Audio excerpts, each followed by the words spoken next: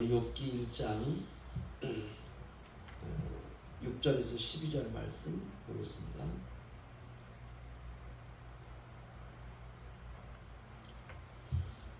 욥기 1장 6절로 12절 저 한 절씩 교독하겠습니다.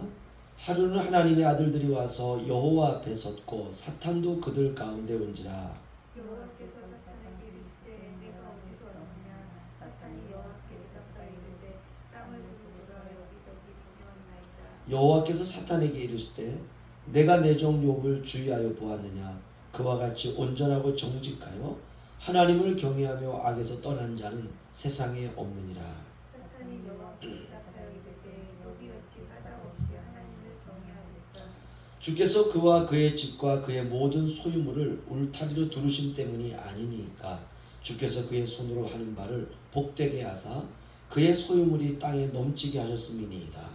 이제 주의 손을 펴서 그의 모든 소유물을 치소서. 그리하면 틀림없이 주를 용하여 양까지 양하나이다. 다 함께요. 여호와께 사탄에게 이르시되 내가 그의 소유물을 다 내 손에 맡기노라. 다만 그의 몸에는 내 손을 대지 말지니라. 사탄이 곧 여호와 앞에서 물러가니라. 아멘. 어제 또 권사님 자녀분 손주들 이렇게 와서 또 휴가 때문에 온 거죠, 그렇죠? 그러니까 참 행복하다 그 생각이 들더라고요.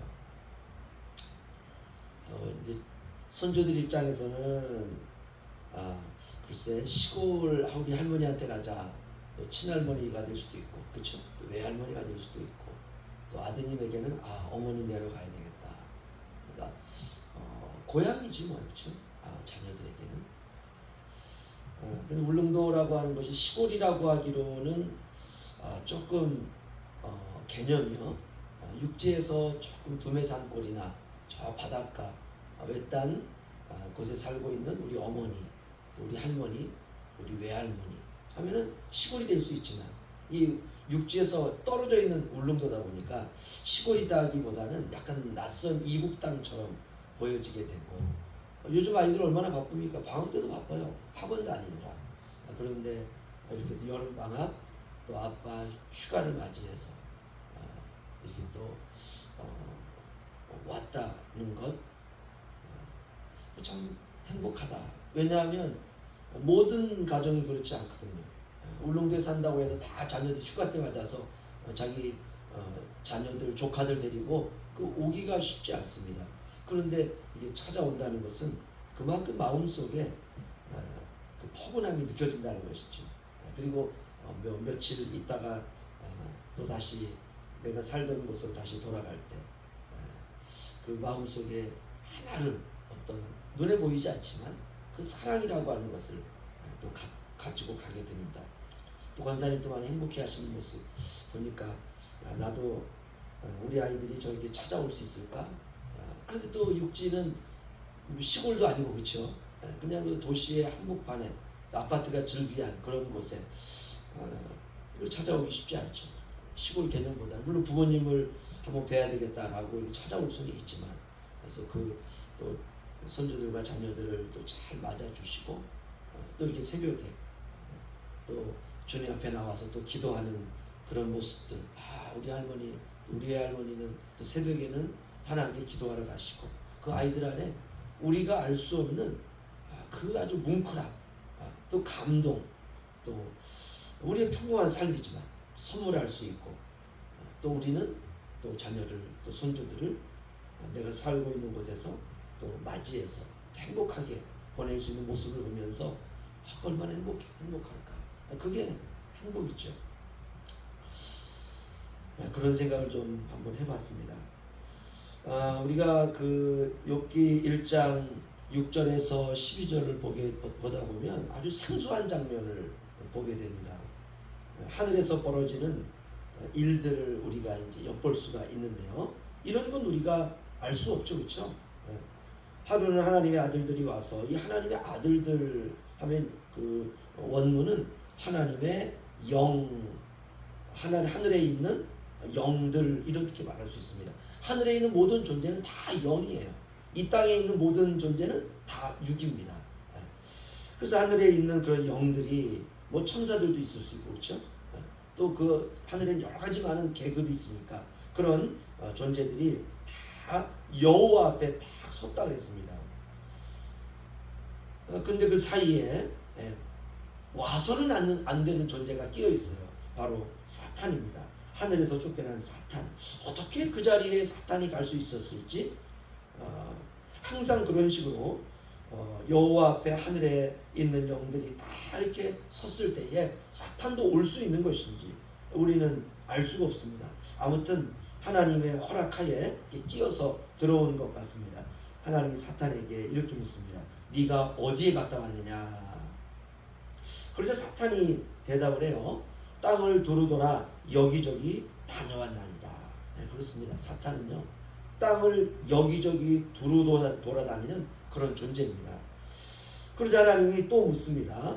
네가 내 종 욥을 주의하여 보았느냐? 그와 같이 온전하고 정직하여 하나님을 경외하며 악에서 떠난 자가 세상에 없느니라. 하나님이 욥을 자랑하고 싶은 거예요. 네가 이 천상에 있을 때 나를 대적하여서 교만하여서 내가 너를 내쳐가지고 네가 땅을 두루돌아다니는 그런 존재로 이 지구에 네가 떨어져서 거기 갇혀 있는데 네가 내 종 욥을 주의하여 보았느냐? 하나님이 자랑하고 싶은 것입니다. 물론 사탄에게 하나님이 자랑할 필요는 없지요. 그러나 무언가 목적을 가지고 계실 때 하나님께서 하시는 말씀 아닙니까? 사탄이 하나님의 질문에 답을 하는데요, 꼭 마귀처럼 답을 합니다. 9절로 11절 보시면 이렇게 이제 사탄이 대답을 합니다. 사탄이 여호와께 대답하여 이르되 욥이 어찌 까닭없이 하나님을 경외하리이까? 주께서 그와 그의 집과 그의 모든 소유물을 울타리로 두르심 때문이 아니니까. 주께서 그의 손으로 하는 바를 복되게 하사 그의 소유물이 땅에 넘치게 하셨음이니이다.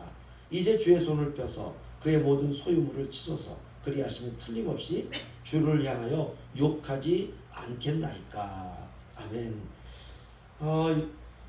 사탄이 이렇게 말합니다. 뭐 까닭 없이 뭐 욥이 하나님을 그렇게 섬기고 그렇게 순종하는 척 하겠습니까? 참 마귀는요, 마귀처럼 대답해요. 까닭 없이, 이유 없이, 이런 뜻이죠. 뭐 쉽게 말하면 이런 말입니다. 하나님이 복을 주시니까 순종하는 척하는 것이지, 만약 하나님이 주신 것을 다 거두어 가신다면 욥은 하나님을 향해서 욕을 하고 저주를 퍼부을 것입니다. 제가 장담합니다. 틀림없습니다. 이유 없이 신앙 좋은 척하는 사람 땅을 두루 돌아다니 보니까 없었어요. 한번 인생을 망가뜨려 보세요. 틀림없이 인간이 별 수 있습니까? 다 하나님을 욕하고 하나님을 저주할 것입니다. 하나님 너무나 욥에 대해서 기대가 크신 것 같습니다. 뭐 그런 날입니다. 사탄은 회방꾼, 이간질하는 자, 어떻게든 하나님으로부터 하나님의 자녀들을 멀어지게 하려고 하는 그런 자, 이런 뜻입니다. 절대로 이런 사탄과는 우리가 친하게 지내면 안 되는 것이죠. 어떻게 보면 어느 안전이라고 하나님 앞에서 하나님의 말씀을 네가 욥을 보았느냐? 그처럼 순전하고 온전하고 정직한 자가 악에서 떠난 자가 세상에 없느니라. 그러면 그냥 머리 조아리고 사실 그렇거든요. 그러면 되는데 하나님의 말씀을 정면으로 반박하고 약간 비꼬는 것입니다. 뭐 까닭 없이 욥이 그러겠습니까? 한번 하나님이 주신 거 다 거두어 가시면 아마 반드시 하나님을 욕할 것입니다. 이렇게 사탄이 하나님 말씀에 비꼬자 하나님이 드디어 사탄에게 이렇게 말씀합니다. 12절 보시면요, 여호와께서 사탄에게 이르시되 내가 그의 소유물을 다 내 손에 맡기노라. 다만 그의 몸에는 내 손을 대지 말지니라. 사탄이 곧 여호와 앞에서 물러가니라. 아멘. 천상에서 일어난 일입니다. 하나님 사탄에게 그래? 그러면 욥의 목숨에는 네가 손을 댈 수는 없지만 그래? 그러면 그 소용을 한번 다 네가 한번 뺏어봐봐. 이렇게 하나님께서 허락을 했습니다. 이렇게 이제 천상에서 이런 일들이 일어나고 있을 때 욥은 무엇하고 있었느냐? 여전히 경건하게 살아가고 있었습니다. 모든 삶이 평온하고 자녀들도 축복 가운데 잘 살아가고 있고 모든 소유와 종들도 다 평안합니다. 사업장도 편안하고 여전히 하나님께서 그에게 복을 주시고 있고 모든 것이 다 하나님의 은혜입니다. 지금 욥의 나이가 70입니다. 70년을 살아오면서 하나님께서 욥에게 베풀어 주신 은혜와 복을 생각하면서 욥은 감사하게 기도하며 살아가고 있습니다. 벼랑간 인생이 뒤집어지고 있고 집안이 그냥 그야말로 불행이 닥칠 그런 기미는 전혀 보이지 않습니다. 사업도 잘 되고 집안도 평온하고 이렇게 정말 모든 것이 평탄한 그때 하늘에서는 하나님께서 사탄이 욥을 송사하는 일이 벌어지고 하나님이 사탄에게 욥을 이제 딱 맡깁니다. 참 이 사탄의 이 한마디 까닭 없이 그러겠습니까? 이유 없이 그러겠습니까? 다 그 이유가 있어요. 하나님. 참 이 말 대단한 말입니다. 이 사탄의 용어거든요.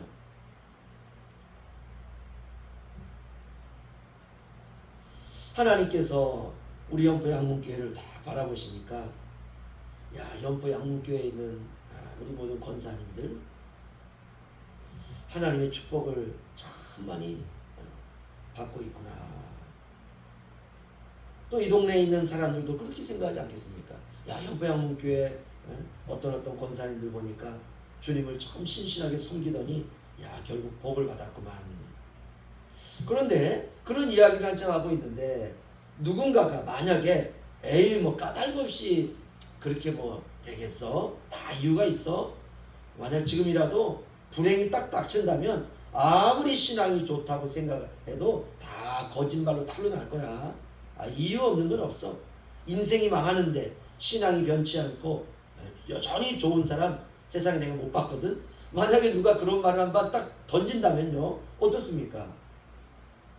다 정말 사탄을 꼭 닮은 거죠. 마귀를 꼭 닮은 겁니다. 우리는 절대로 마귀를 닮아서는 안 됩니다. 행여라도 마귀 같은 생각을 가져서도 안 돼요. 다 이유가 있지. 까닭이 있지. 우리 하나님은 어떻습니까? 하나님 이렇게 말합니다. 내가 내 종 욥을 주의하여 보았느냐? 그와 같이 온전하고 정직하여 하나님을 경외하며 악에서 떠난 자는 세상에 없느니라. 하나님은 이거 이상 생각하지 않아요. 그런데 마귀는요, 어찌 까닭 없이 하나님을 경외하겠습니까?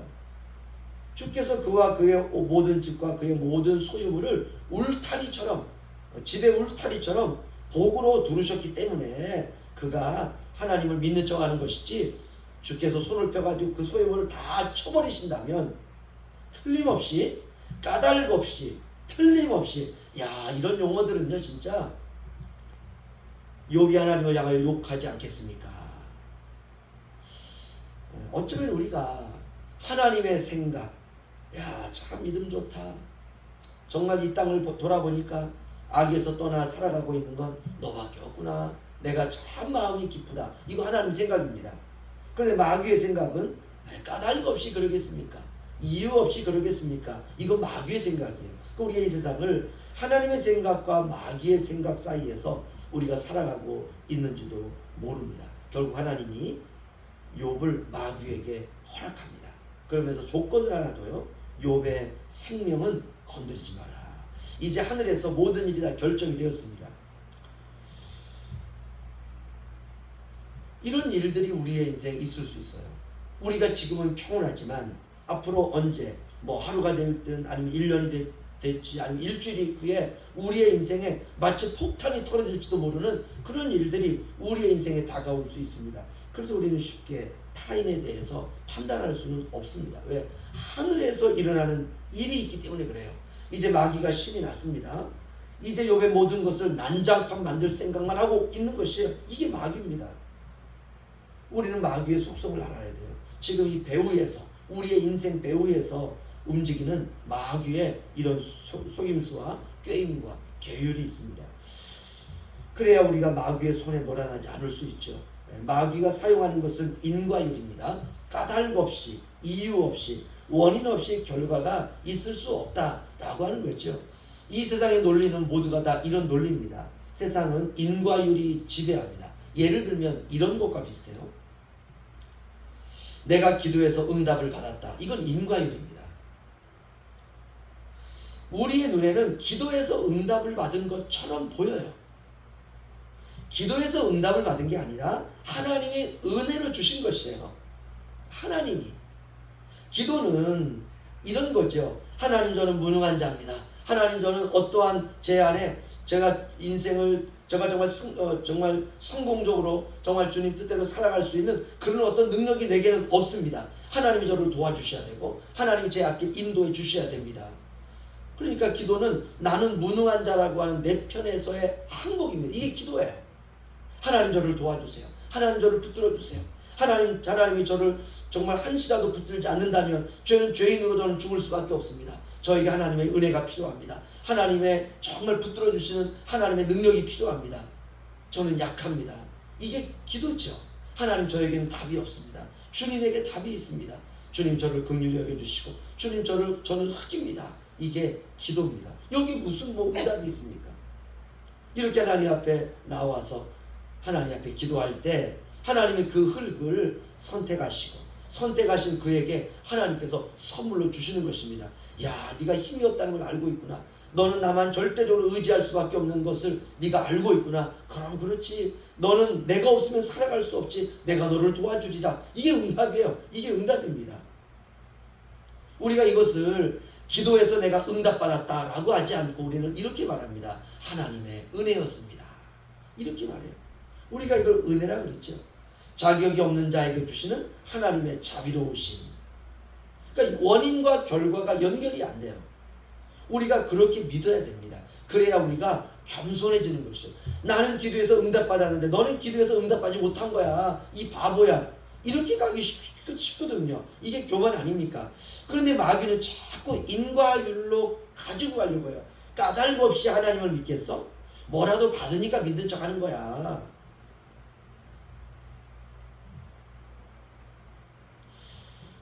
우리가 세상에서 아무것도 누리지 못한다 할지라도 우리는 절대적으로 하나님을 신뢰해야 됩니다. 이게 신앙이에요. 원인이 없지만, 이 세상에서 원인을 찾을 수가 없지만 그럼에도 불구하고 우리는 하나님을 믿는 거죠.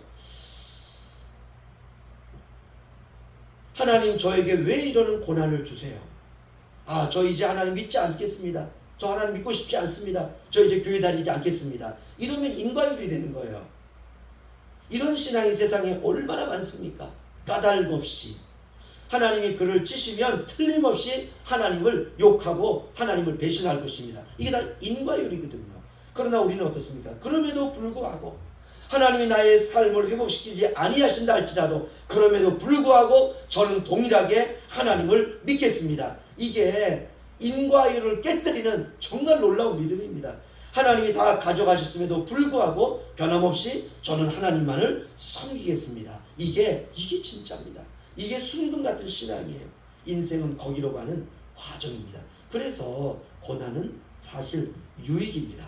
마귀는 우리를 무너뜨리려고 시험하지만 그 시험이 오히려 우리가 든든히 세워지는 재료가 되는 것을 마귀는 모르는 것이죠.